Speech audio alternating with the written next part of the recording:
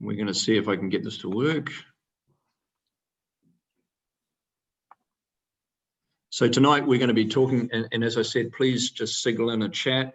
I'm going to buzz through. I'm not going to show all of these slides, but I'll jump through depending on how my brain works. I have one of those sort of brains that jumps around. So please bear with me, but if you want me to slow down or talk about anything in particular, just sing out. So we're going to talk about 4 wines. Singing Tree Chardonnay, which most of you got in your glass. Chelsea, Katherine, and Hilary. So these are my 3 daughters. And I put this little note here, Susan. There's coupon codes will be provided during the class for additional discounts on these wines. Is that correct? It was in one. It was one of the emails. So yes. Yes, that is correct. Yes. Okay, so Dan's the man.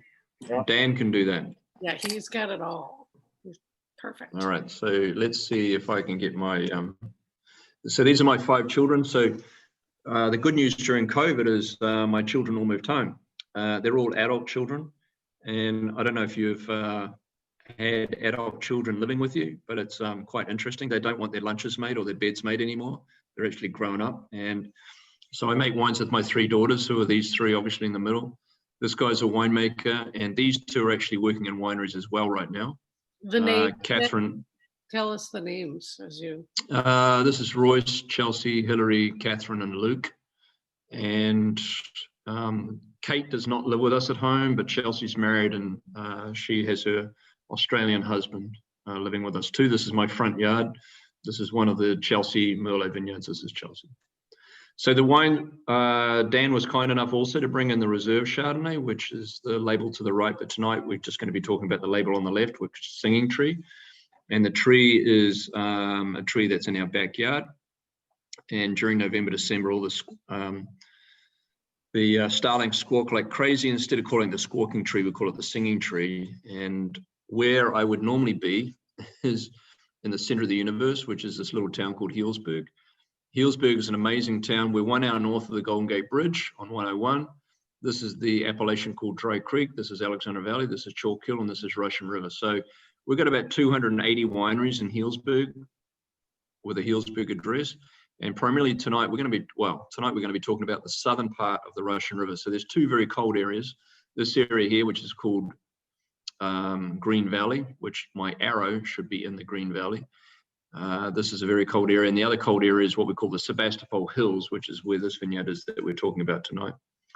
I'm not going to go into too much detail because it's not really interesting to you guys, but the main difference is this is old vine Chardonnay, and we do not use any clones. And Dan would be able to tell you about this because almost all the Chardonnays that are grown in California today are from clones. And the definition of a clone is you know who your mother is. You can go back all the way to one plant. Back in the 60s and 70s, we didn't use clones. We used these things called field selections. So we would collect cuttings from across the whole vineyard. We could get the rootstock and we just put the scion on top. Now, you guys know all this because if you see a fruit tree at your house, you'll see a little swelling on that fruit tree, and that's where the graft union is. And you should always make sure, go out to your trees, except for you guys that live in the snow, make sure that the soil is away from that graft union because you don't want any scion rooting.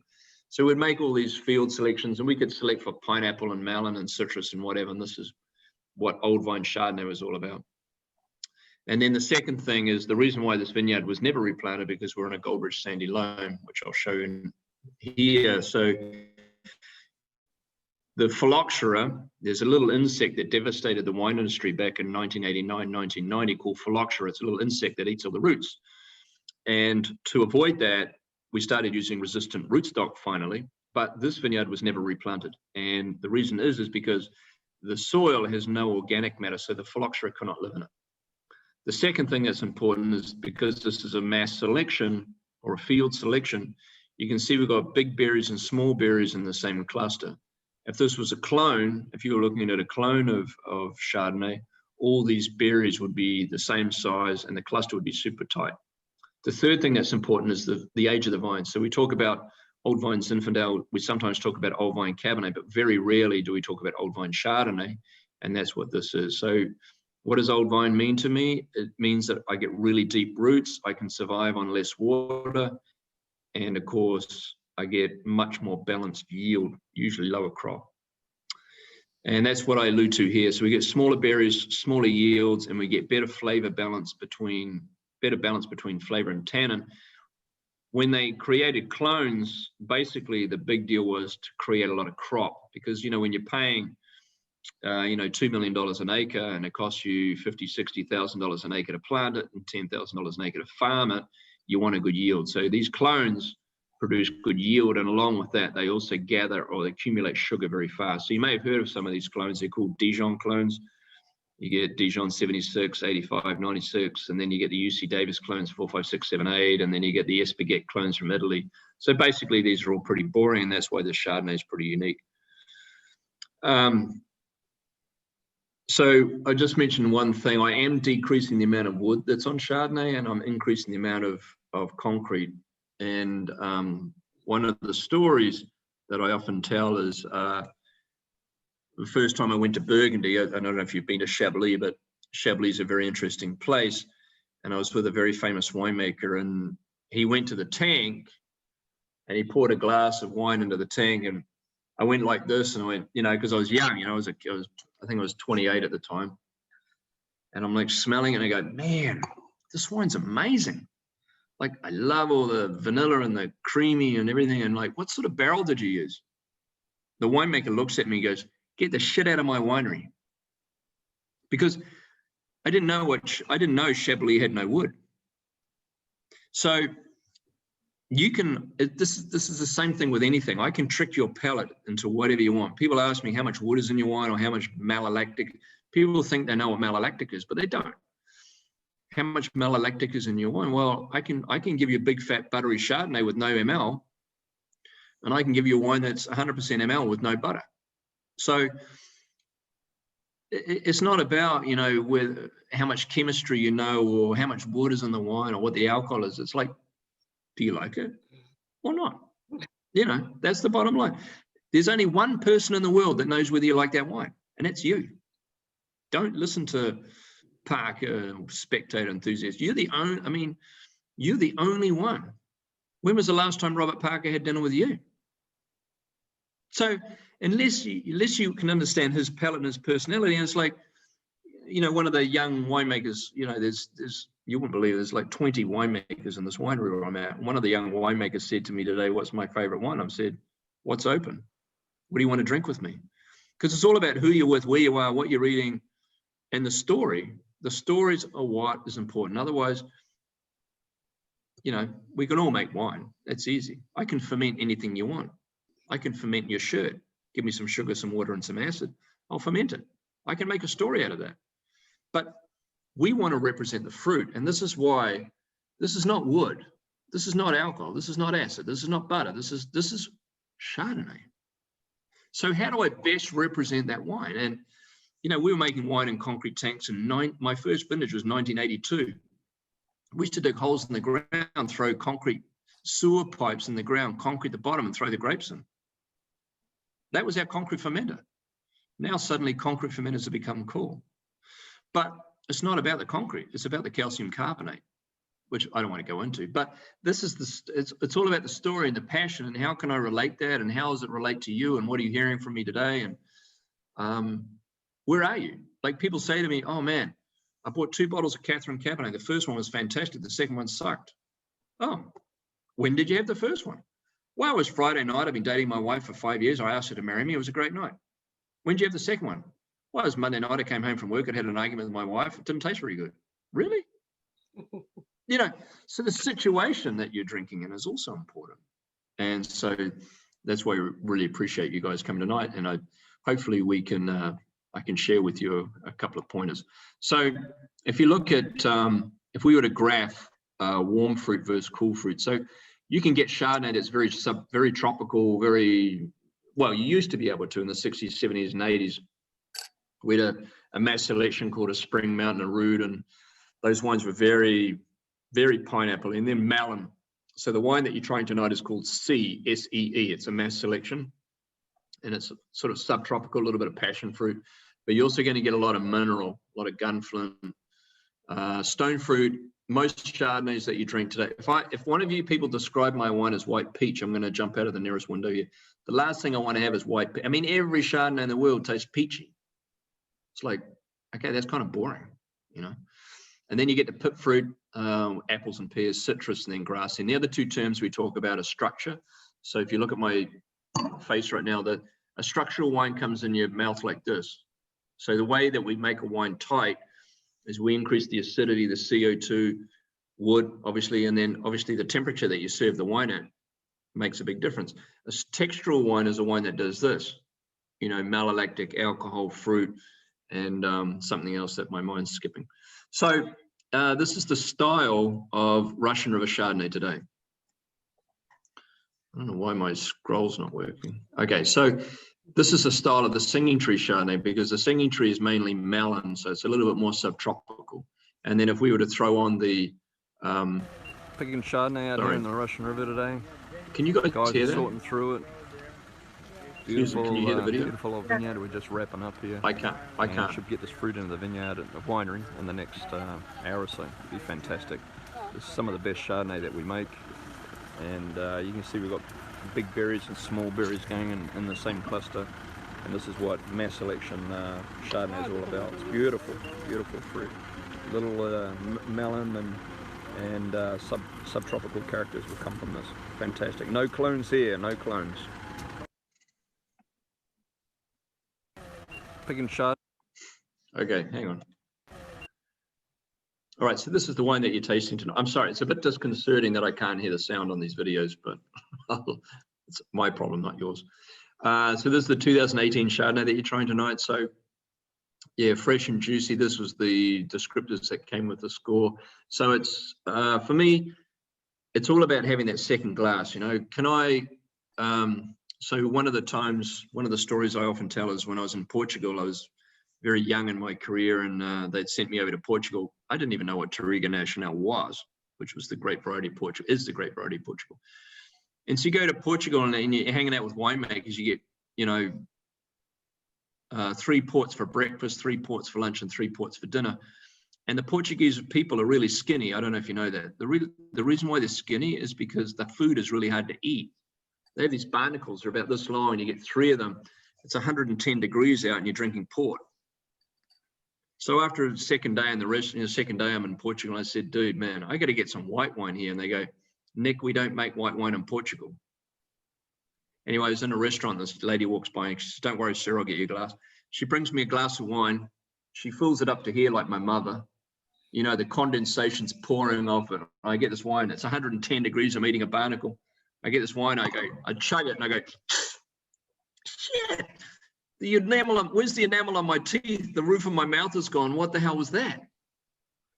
And she's explained to me it's a Vino Verde. Dan's probably got Vino Verdes in his store, I'm sure. But it's that sensation, you know, am I hungry or am I thirsty? And that's the sensation that I try to get into the Chardonnay. I can sell you one glass. Anyone can sell you one glass of wine. But can you drink the second one? Well, that's what my wife says anyway. Anyway. Right, any questions? It's pretty weird here. I'm all sort of in a chamber all by myself. All right, let's see if we can. Yes, Susan, go ahead. Can you come back to the, okay.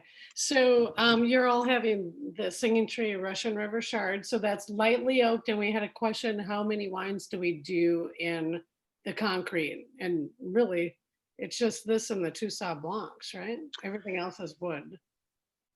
Yeah, no, I've started, one of the beautiful things about consulting is I get to experiment on other people's wines first. And there's been a big push internationally, not so much in the US, but here in Chile, I've had 5 100-point wines, and none of those 500-point wines have alcohol over 14. Try and find that in California. And through that, what I'm trying to do is what I'm experimenting with now, especially in Merlot, is working with different types of concrete to see if I can accentuate the graphite and the minerality. And one of these compounds in concrete is calcium carbonate. So of course, you know, it's all about who you know. I happen to know a guy in the concrete business in New Zealand. So he's manufacturing me some tanks with high calcium carbonate, which is a specific type of soil that you get in Burgundy. and we have a lot of it in Argentina.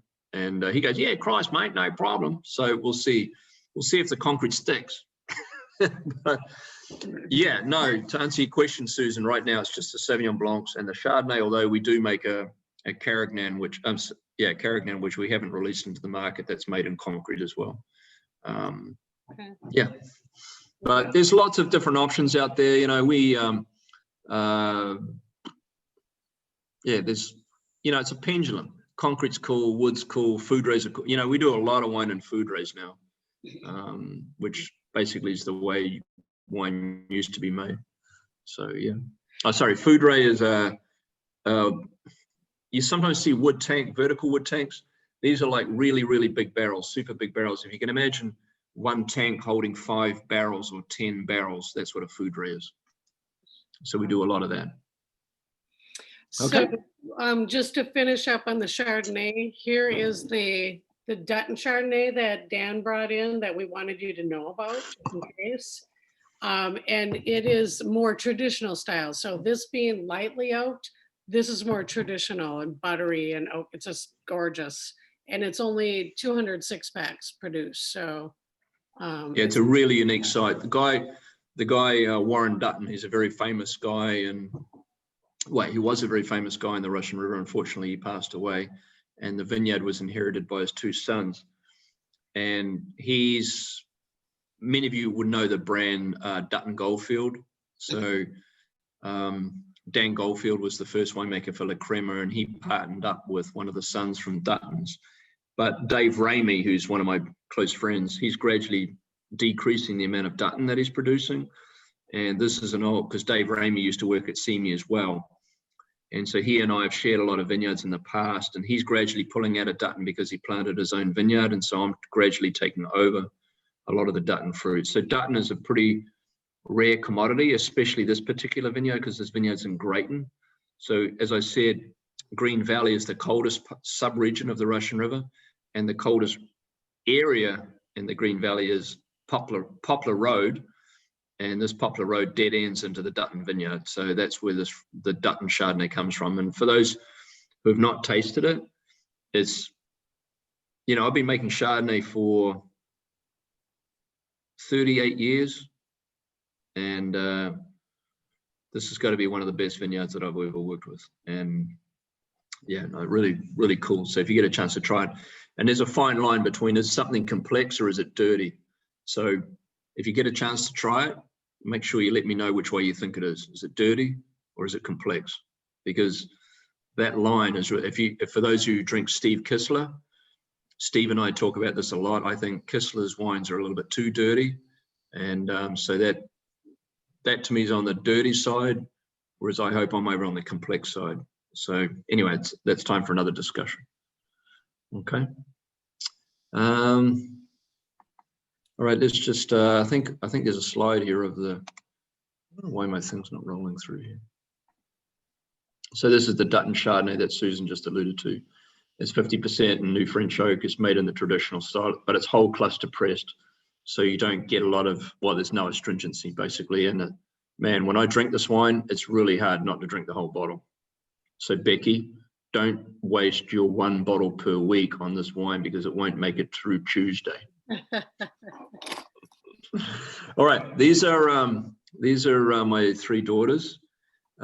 Chelsea, so the year was, let me tell you the story. So the year was, I think it was like 99, 2000. And I'd be telling the story about when I lived in Chile back in the late 80s, you know, Pinochet. I don't know if you guys remember Pinochet. He was one of the dictators. He's a very famous dictator because he's the only dictator in the world that ever gave up leadership to a democracy.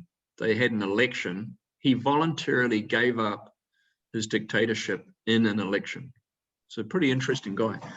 But that's not condoning his behavior.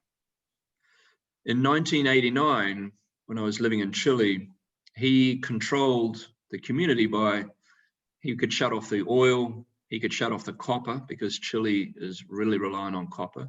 He could shut off the food. And one of the big things was he could cut off the electricity. And he did that during the middle of the vintage. And so trying to make wine without electricity is pretty hard. So he as many generators as we could get. We still couldn't get enough refrigeration. So we'd pump the wine through hoses.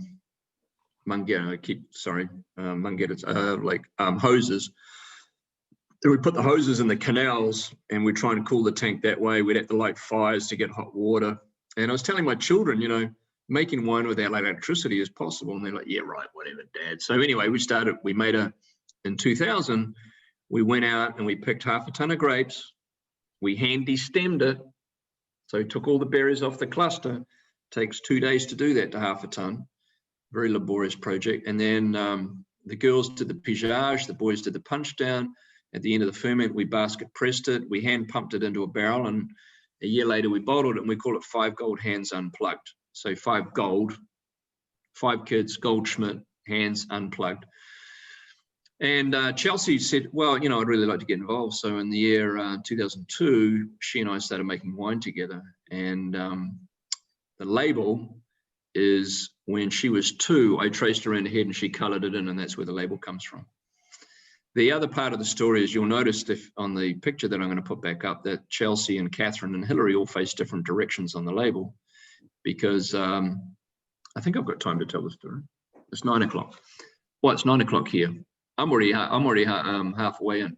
All right, so how many fathers are in the room? Not you, Susan, you're a woman. Okay, how many fathers? How many fathers? You're like, there's a bunch of you. All right, what's the worst phone call you can never get in your life from your wife? This is it. The phone rings and you hear this. Honey, I'm too drunk. I can't go to the parent-teacher night at the school. This is a lose-lose situation, because whatever you say is going to go directly back to the headmaster with a quick phone call to your wife, and you will not be allowed on the grounds again. So anyway, 2 seconds later, my mate's phone, who I'm with, his phone rings too. His wife's with my wife. So we both go along to the parent-teacher night. Well, it turned out to be an earth-shattering experience. This is where I learned that star signs are relevant, and it's all about birth order. So they break the room up on first, second, third, twins, lastborns. And of course, I'm a firstborn. I'm sitting at the big boy table, and there's 14 of us. No one introduces ourselves. No one makes eye contact. This is what firstborns do. How many firstborns are in the room? How many? And leave your hands up. How many lastborns? Who's left? Yeah, useless. Anyway, so firstborns is a piece of paper on the table. What do firstborns do? We're task orientated. We go straight to the questions. We start answering the questions, and at the bottom it says, elect a spokesperson for the group. What do firstborns do? They wait 20 seconds. If no one volunteers, they put their hand up. I waited 20 seconds. I put my hand up. Exactly the same moment as the other 13 firstborns. I'm like, holy cow, my firstborn. The secondborns are like, hey, can we get a firstborn over here? The thirdborns, middle children. What was the question? They're still talking about themselves. You know what middle children are like, spoiled brats. Lastborns, we ordered a cheeseburger. And I see it in my kids, you know. So you'll notice, if I show you the label here, Katherine faces a different direction to the rest. Middle children, liars, manipulators, bullshit artists, think outside the box, you know. And I see that. So anyway, she faces a different direction. And the other side of the coin, she's a beautiful, energetic, intelligent, smart, peacemaker, lover of life. And she's the first one to call me every time.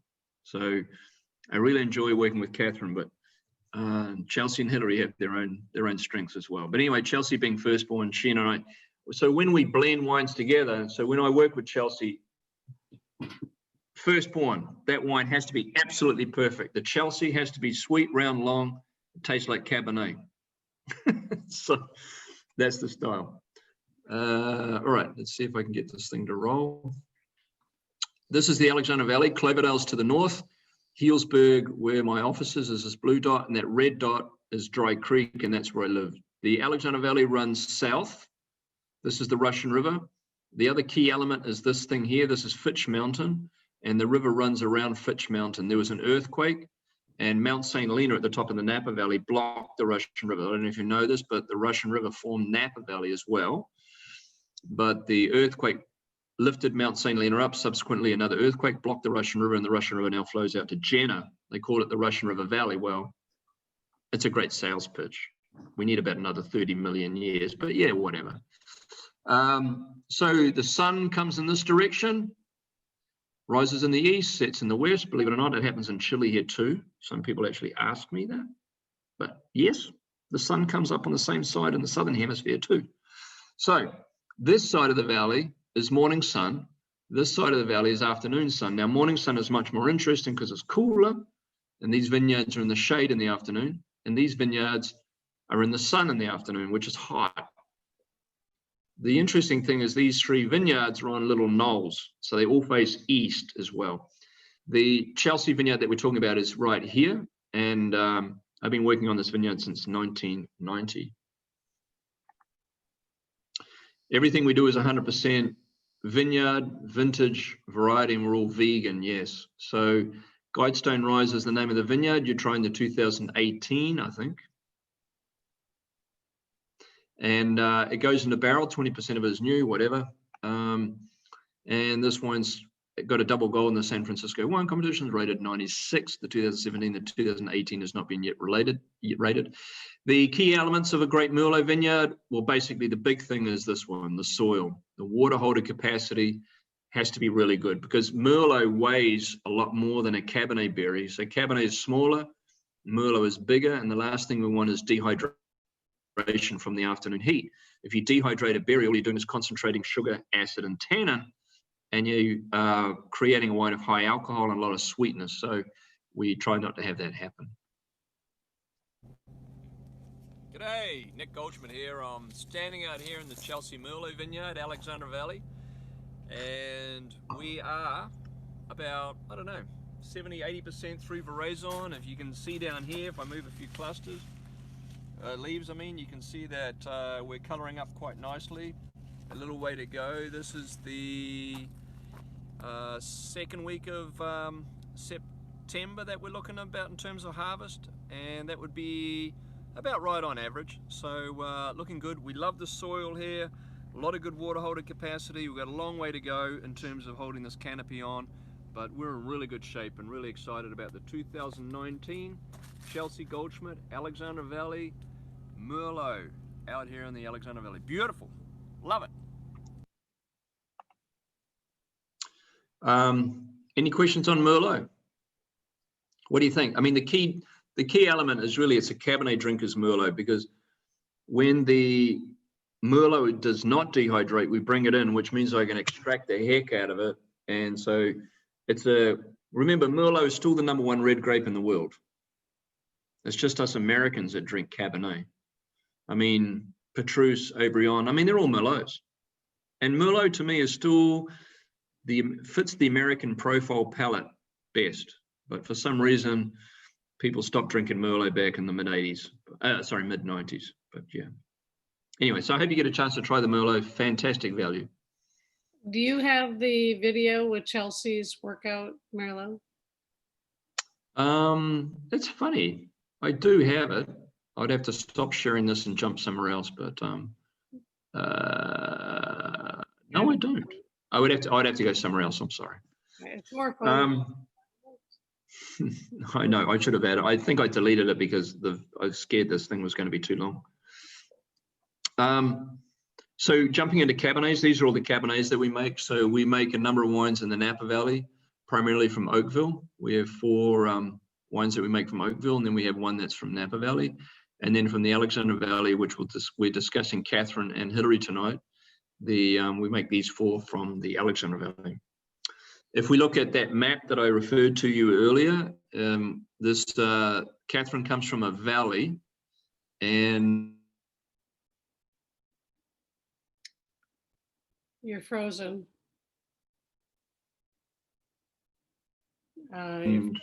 it's same vineyard, same winemaker, but instead of $75, we're giving it away tonight for, what are we selling it for tonight, Susan?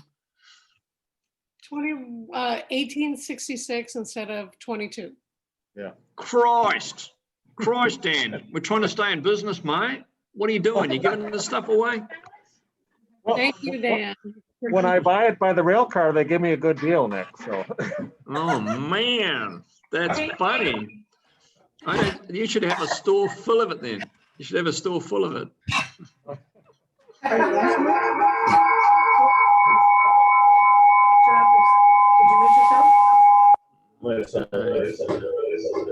Yeah. All right, we're good. All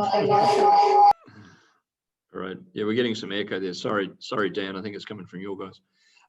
So what are the key elements? The key thing about Cabernet for me, as I alluded to, east facing is really important, but also mid slope. We call it the Piedmont, which is, you don't want to be, for me, I don't want to be on that. That's always interesting. The young winemakers always want to be on top of the hill because, you know, mountain fruit, all that. No, but the mountain fruit always have thinner soil and it's more heavily exposed.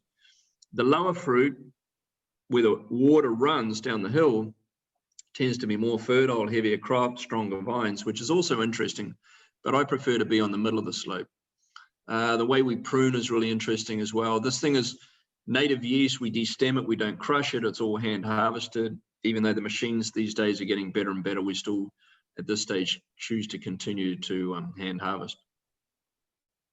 This is an interesting shot. So this is shows how do we make a complex wine from one vineyard. Well, you can see the slope of Cabernet is extremely variable. You got these vines here, which are really big, powerful, and we have big canopy here and low crop based on the canopy size.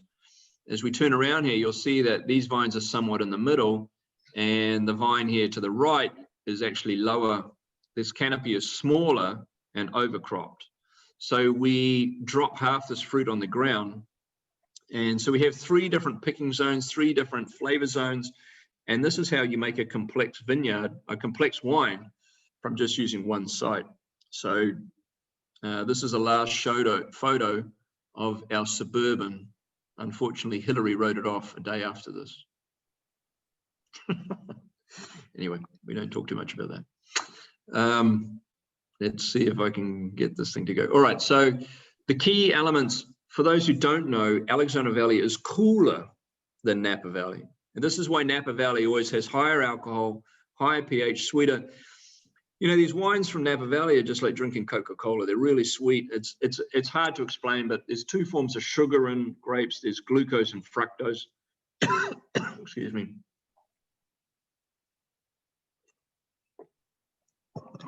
Fructose or fructose or whatever you call it. And as sugar comes down during ferment, alcohol starts to increase. And if you're at a certain level, sorry, I'm going to have to turn off here for a second.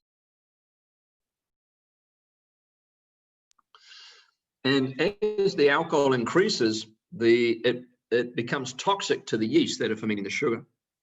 So when you have high alcohol, the ferments stop and you end up with a whole bunch of sugar, and that sugar is fructose, which is sweeter than glucose. So when you drink these high alcohol wines, 15, 16 alcohol, there's a hell of a lot of sugar in those things. So even though the number, when you measure the sugar, analytically it's low, but the flavor is very high. And if I gave you a 15%, if I gave you a 15% Cabernet from Maipo, from Colchagua, from Cachapol, from McLarenville, from Barossa, from Napa, from Alexander Valley, from Mendocino County, and lined them all up and asked you to choose where they all come from, you can't do it. Because once you increase sugar, you're taking away whatever terroir is left. So, you know, you all hear the term. How many of you heard this term terroir? Yeah. Terroir doesn't exist.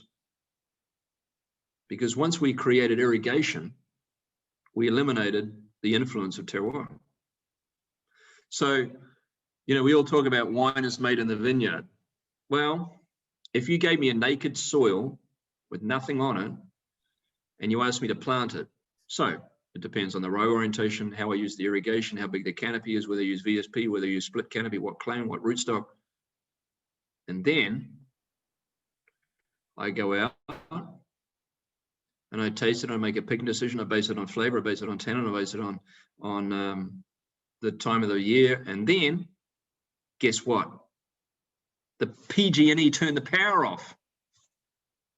I had to delay my pick for 3 days. How much terroir is involved in the wine then? So wine is all about, you know, the art of the practical, making the best possible decisions that you possibly can on that particular day. So, you know, we always think forward and we always plan, but we also have to plan for every eventuality. And so wine is not made in the vineyard. Wine is made with the help of the soil, with the help of the growing conditions, with the help of the vintage.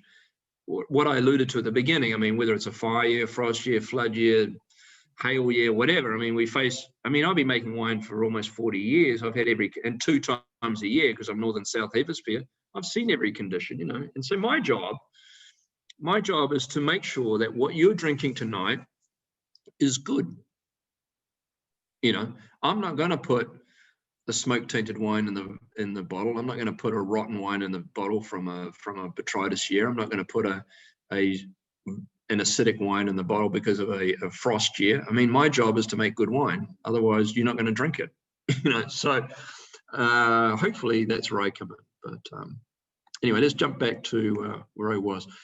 And then we do this thing called elegant, powerful, and dense. So I make these wines according to how the canopy looks. And so at the end of the time, I'll come back and I'll have 3 wines that I can put together and hopefully make the wine really complex from one site.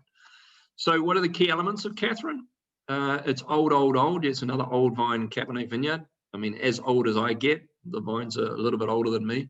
The location is fantastic. It's an old field selection. It's head pruned. We don't need to go into what that is.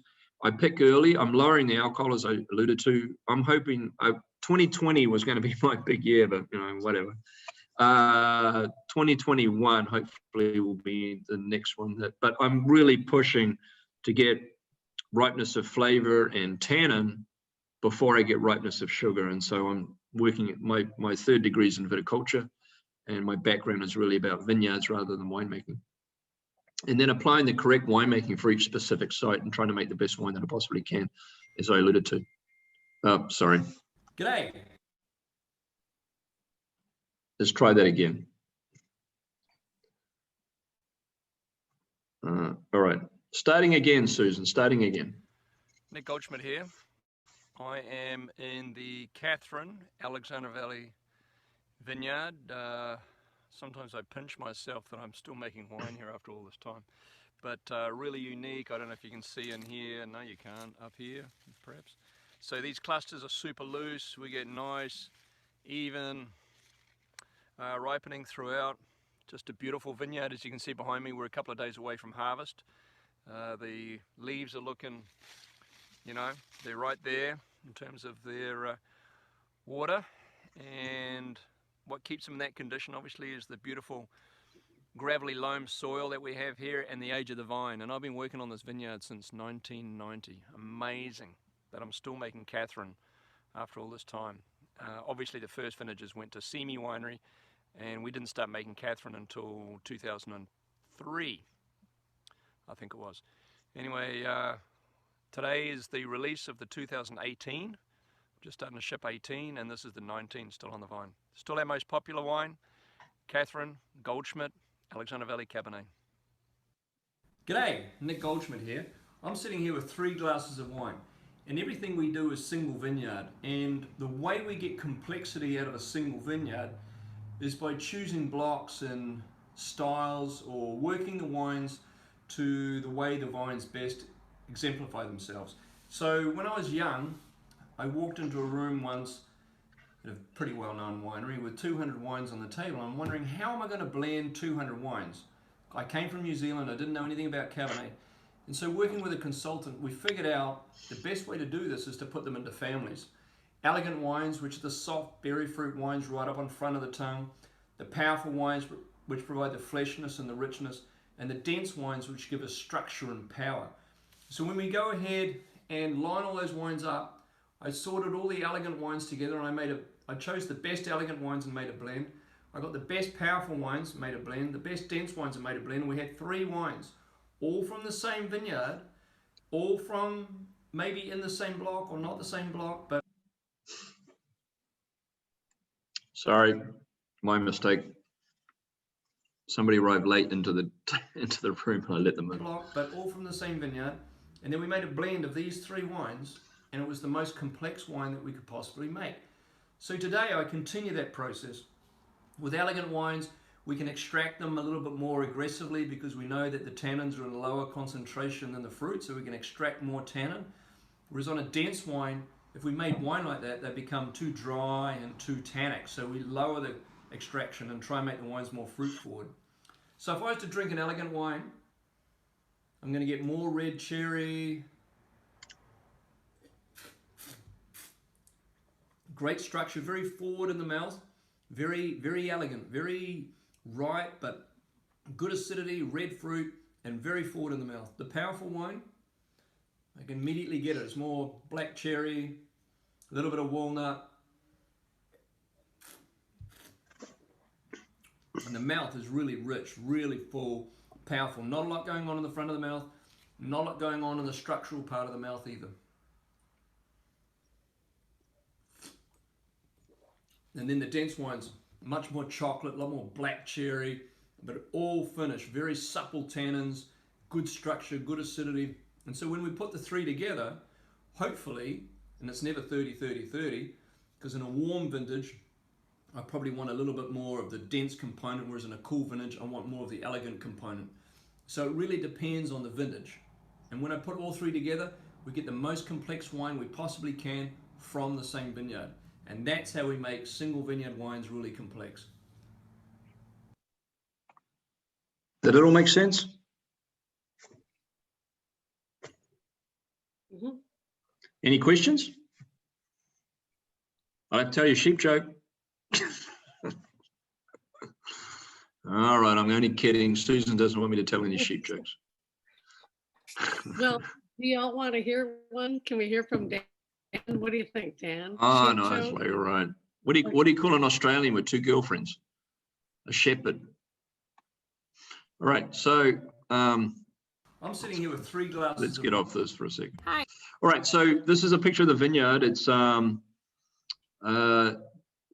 this is the new vineyard that we're moving into, and I'm really excited. I put this little photo up. I wouldn't normally show this, but over the next 10 years, we'll move Katherine into this vineyard, and it's what we call schist or shale. And you can see me, I'm about 2 meters down in a hole here, and I'm holding onto a root. So you can see that even though it's pure rock, the roots can get through this. And this is just one of the best soils you could ever imagine. And we're really lucky to be able to move to this. And we're really excited that we've discovered this vineyard and this soil, which I never knew existed. Hi, my name is Katherine Goldschmidt, and this is my wine that my father, Nick Goldschmidt, makes for me. It is a Cabernet, and I like to drink it when I come home after quarantine. You don't get to see very many people, but I make a point for my family to make sure that they're all home for Sunday dinner. And when I come home for Sunday dinner, we drink Katherine because I'm the favorite in the family, and they all know that. I'm an RVT by day, but by night I'm a cab drinker.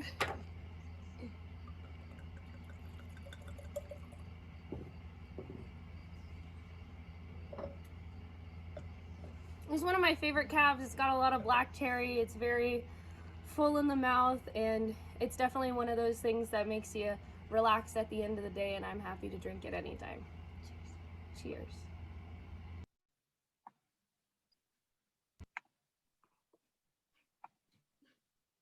So that was little Katherine, and so we're just going to change wines. The last wine this evening is going to be Hilary, and Hilary graduated in 2020, which was not easy for a lot of COVID young students. But anyway, she's now at UC Davis. She's studying bioengineering and not wine, luckily. But just a little location of where we mainly work in Oakville. This is Highway 29. This is Game Ranch. We're not going to talk about this tonight, but Dan probably carries a couple of our Goldschmidt wines, this is one of our high-end vineyards. Beautiful little knoll in the middle of the Alexander Oakville. This is Screaming Eagle. This is Tench. This is Silver Oak. This is on the side of the street. That's Groth, Plumpjack, Rudd. So you can measure where we are. Anyway, Highway 29. If you're in St. Helena, heading south to Napa. this vineyard here. This is Faniente. This is Mondavi.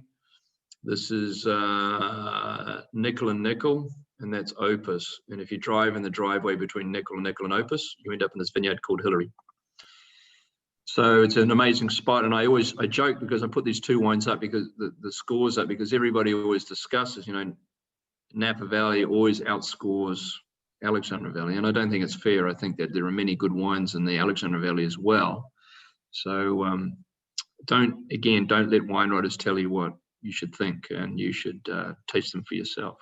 There is the beautiful Nickel Winery and their vineyard, and that's Hilary down there at that end, and there's Opus, beautiful Opus, out here in the Oakville, getting ready to pick Hilary tomorrow. Cabernet Sauvignon, Oakville, Napa Valley.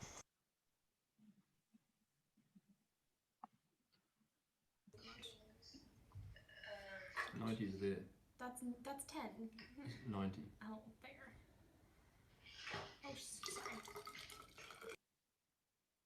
sorry. I think that the video is pretty funny. Well, firstly, if that doesn't convince you to buy Hilary based on the location, you know, when Kim Jong-un drops a nuclear bomb on California and we all run to the bunker, and you show up with your one bottle of name brand and I show up with my 3 6-packs of Hilary, who are they going to let into the bunker?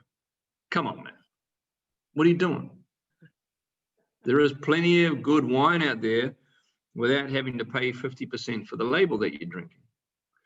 And the second one is, sorry, I cut the video off there, but there's a subsequent one that I didn't follow up with. But the beautiful thing about working with your last born is that she wants to be like the firstborn. So she wants it to be seamless and perfect and round and harmonious, but she wants to use a little bit of this, a little bit of that, a little bit of this.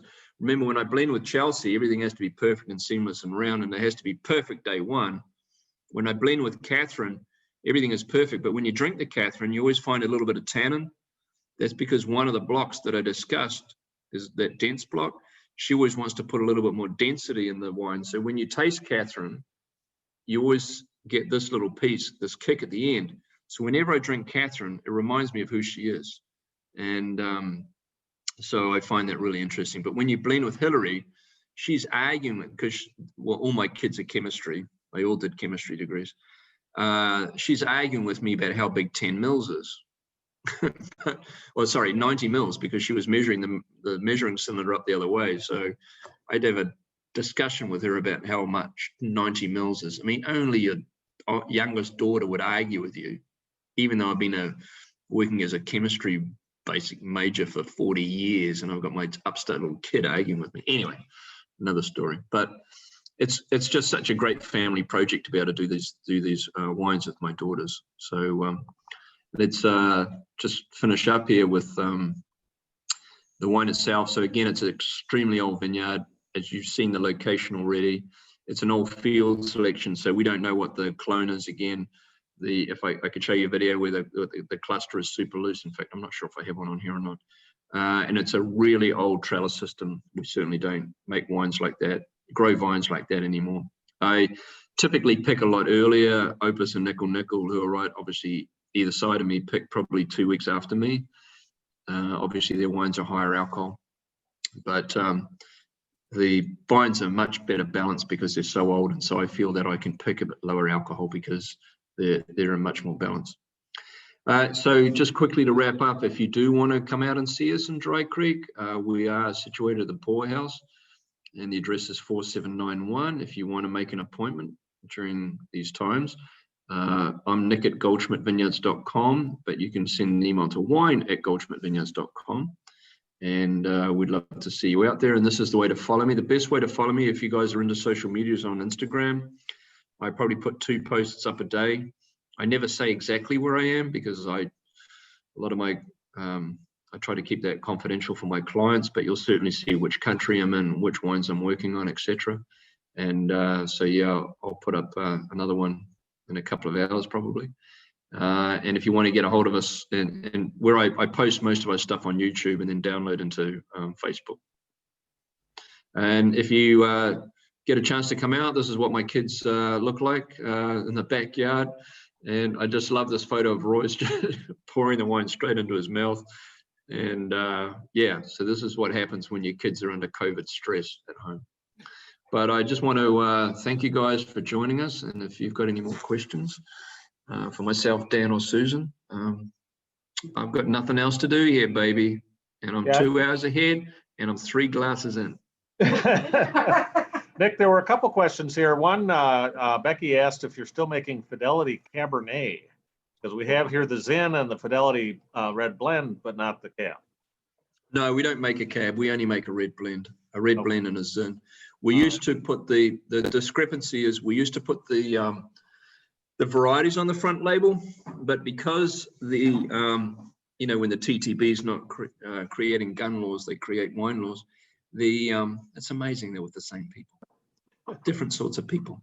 Anyway, if we change the percentages in any year, we have to resubmit to 13 of the 50 states in the US. So it was a very laborious process. So we elected not to do that. But I will tell you this: Fidelity is 100% Bordeaux. There is no Syrah, there's no Zinfandel, there's no Petit Syrah, all this other stuff. People go, oh, I don't drink Syrah. What? Every time you drink a red blend, you're drinking Syrah. Where do you think all the Syrah went? We didn't pull it out all of a sudden and put cows. No. They're all drinking Syrah. They just don't know it. But Fidelity is 100% Bordeaux. Cab, Merlot, Franc, Malbec, and Petit. But the label is really cool. I don't know if you guys remember the label. It's got a heart on it. And we launched it on Valentine's Day years ago. It's called, it's Fidelity. We launched it at a little store called Sam's Club. You might have heard of Sam's Club. A friend of mine was going bankrupt, and so I called up Sam's Club and I said, can you help this guy out? We launched it on Valentine's Day. We called it Fidelity, put a heart on the label. And then 2 years later, he calls me up and goes, Nick, I don't want your wine anymore. I'm like, dude, I still work for LVMH. I can't come out of the closet yet. So I called up 3 distributors on the East Coast. They agreed to take Fidelity, bailed out this guy. And 2 days later, I get a phone call from the buyer saying it got 92 points in the Wine Enthusiast. Can I get my wine back? So today, when you look at the Fidelity label, there's a broken heart on the label. Susan will show you the broken heart. And this is a screw to Sam's Club, Walmart, Costco, and everyone else is screwing up the business. This is why you need to support small independent retailers like Dan. There you go. Don't shop at Total. Don't shop at Costco. Dan is the guy that knows your palate. He's your local guy, man. So that's the story about Fidelity. If I ever see Fidelity in one of those crazy closeout stores, baby, I'm coming to get you. So, Nick, another question: if any of the wines are named after your sons? I have a saying for every. I'm pretty sarcastic, in case you didn't know. There's 3 things that don't sell: boys' names, dogs, and blue labels. I don't do any of that.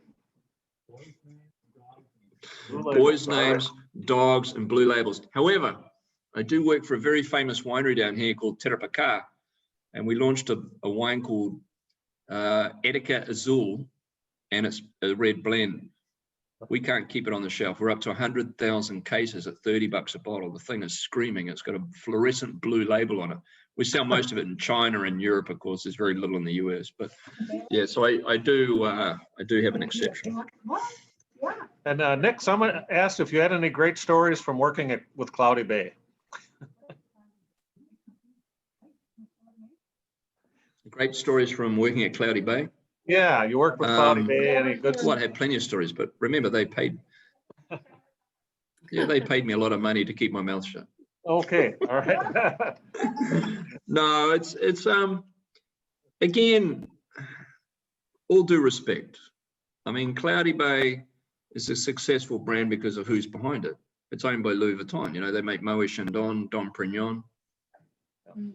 So they throw money at the brand. So when you're buying a brand like Cloudy Bay, you're paying twice what you need to, because you're paying for the label. You know, we have the Forefathers Sauvignon Blanc in the store. Any other Sauv Blancs that are on par with that and with Cloudy Bay that you'd recommend? Well, firstly, we make 2. So we make one called Forefathers Waxeye. Waxeye is the name of the bird that eats all the grapes. And the other one we make is Boulder Bank Fitzroy. Fitzroy is the name of my uncle. Now, for those who haven't tried Boulder Bank, there's a very, very famous place in Marlborough called the Golden Mile. This area is made up of a number of very famous wineries, including Alan Scott, Cloudy Bay, Matua Paratai, not Matua Regular, but the Paratai vineyard, Stoneleigh, and this vineyard called Fitzroy. So if you want to drink Cloudy Bay for what, $40, go ahead. If you want to drink Boulder Bank, which is basically on the same fence line, for about 18, go to Dan's store. Now, if you want to talk about Waxeye, now the difference between where we are in the Golden Mile, we're on the Rapara. So if you can picture, oh, you know what? I just discovered this. Check this out. Okay, this is a whiteboard. Okay, so this is Marlborough, all right? This is the ocean. The Wairau River flows along here and drops into Cloud. This is called Cloudy Bay. There's another area here. There's another valley here called the Awatiri Valley, and the Awatiri River flows out here into Cooper's Bay. So what's interesting is here, these are mountains. These mountains are called the Wither Hills, and from the Wither Hills came these little rivers. And this is what we call, these are glacial soils, and these are the river soils. So Boulder Bank comes from here. This is part of the Golden Mile. So the Golden Mile would be right here. And this is on the Rapara. So these soils are stony. These soils here are glacial. So where we are for Forefathers is you're talking about a vineyard right in here on the Hawkesbury River, which is one of these river valleys. It's called the Omaka Valley, which is on the Hawkesbury River. Next to us is two of my very, very close friends who used to work at Cloudy Bay. Right here is Grey Wack, or Grey Wacky. He was the chief winemaker there. And down here is Dog Point. And both of these guys are very close friends of mine, and they're both ex winemakers at Cloudy Bay. So this is the Brancott, this is the Rapara, and there's a little piece out here called Dillon's Point. But basically this is the whole of Marlborough, and that's why it's a limited resource, and no more land can basically be planted there because it's fully packed. The differences in the wine styles on the Brancott series, you're going to get a little bit more flesh, a little bit more weight. I think those wines are a little bit more American. We don't sell our wines to the British because the British buy a lot more New Zealand Sauvignon Blanc than Americans traditionally. But look at what the British eat. Why would you want to drink shitty little acidic, grassy, asparagus-y Sauvignon Blanc? Well, because the British drink it, because look at what they eat. They're all fatty and, oh my God. Anyway, we eat Mediterranean food in the US. And so the Waxeye vineyard's got a little bit more weight, a little bit more texture, and that goes better with Mediterranean food than fish and chips. There you go. All right, here's a great question, Nick. Would you ever start making sparkling wines? We do. Oh, tell us about them. Well, I think I'm the only, this is really weird, but I think I'm the only winemaker to have worked for Chandon and Mum. So when I worked for CME, we were owned by LVMH, as I said. So my bosses are all over at Chandon in Napa Valley. So once a week, I'd have to go over to Napa Valley because my boss lived at Chandon. And when I left CME and went to Allo Domecq, guess who Allo Domecq owned? So they owned Mum. So I ended up running Mum Napa Valley, and I used to go to Argentina for Chandon, and then I went to Argentina for Mum. It was very funny. So I have a long history with sparkling wine. However, I have a very strong opinion about sparkling wine. I find that because of Prosecco, a lot of, and by the way, Asti Spumanti is the same as Prosecco. By Asti, man. Spumanti's from Italy, Spain, or Cava, they're all the same thing, and you're not paying the Prosecco price, and they're better. Dan, you probably got some Spumantis and Cavas in your store too, right? Yeah, so we do. Yep. They're all made by Charmat. Charmat method is basically compressing of the wine and injecting it with CO2. That's what Prosecco is. It's bullshit. So, what is method champenois? So, method is the traditional where you ferment it in the bottle rather than ferment it in the tank. And what I've found is the Prosecco influence has been very startling. So, when you buy a brut, you'll find that the wines are getting sweeter and sweeter and sweeter. And a lot of that is driven by Veuve Clicquot. Remember, Veuve Clicquot is also owned by Chandon. So whether you buy Moet White Star, it's pretty much the same as, well, I shouldn't say this. Let's change the subject. So the way I'm just, the dosage is the important piece. So you re-ferment in the bottle, the secondary ferment, that's where you get the fizz. And then you turn it upside down, you freeze the neck, you pop the neck, the yeast is forced out, and then you turn the bottle back up and you dose it with a liqueur. And the liqueur traditionally used to be brandy, but as time went on, we injected more and more sugar into that brandy, and so the method champenoise has become sweeter and sweeter. So we're making a Blanc de Blanc. So Blanc de Blanc is 100% Chardonnay. Susan's holding it up for you right now. And so I'm a huge Chardonnay fan when it comes to sparkling wine. I've tried a lot with Pinot Noir and Pinot Meunier, but I love the acidity. I love the brightness. Yeah, we have a little bit of sugar in ours too, just like everyone else, but it's not quite as sweet. And one day when I get really gutsy, I'm going to make a no dose, which a couple of friends of mine have been starting to play with. I don't know if you might have seen some of them. They're just starting to come out. They're called zero dose, and which means they've got no liqueur in them at all. So they're just pure Chardonnay, and they're usually a lot more expensive because they're pretty risky, and not a lot of people like them. But I find that if you get a chance to try ours, it'd be a special order for Dan. But yeah, no, I love it, and especially with Christmas coming up, man. Let's face it. I make about 100 cases a year, but we drink 50. It's his personal stash. It's a family stash. Lucky for me, I know somebody. So it's unbelievable how much sparkling my kids drink, and they savor it all. We savor and savor, and like we have competitions. We line the kids up, and it's like a rugby scrum. We fire the cork off we shoot it off, and the kids all have a big fight about the cork. It's just so funny. It's just become this tradition. Yeah. You know? What's the name of the wine? Start making some. We're drinking way too much sparkling. It's just Goldschmidt. Bubbles. It's not in the state yet, Dan, but okay. All right. It doesn't mean it can't be, right? Well, right. See, I can drink bubbles every day. Yeah. So yeah.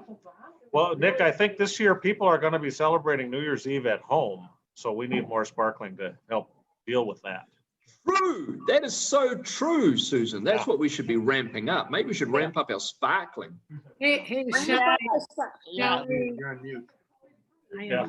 agree. No, it means Probably all the time. Yeah. so. Shelley, we can talk about this if you like with Dan. Yeah. Oh, there's Shelley. I was looking for you all day, Shelley. You're hiding. She's You're all the way down there. She's incognito. I'm sorry, Shelley. I should have pointed you out earlier. We don't do anything in this. We don't do anything in this market without Shelley. She's running it with Dan. It's a coup. Shelley's the best. Yeah. Yes. Anyway, well, you guys, thank you. Thank you for all of your time and coming out and buying the wines and everything. And Yeah. Thank you. Shelley, Nick, Thank you. Thank you. Yeah, it was wonderful fun. So, Any all right, other? yeah. Spelling. And there is a code on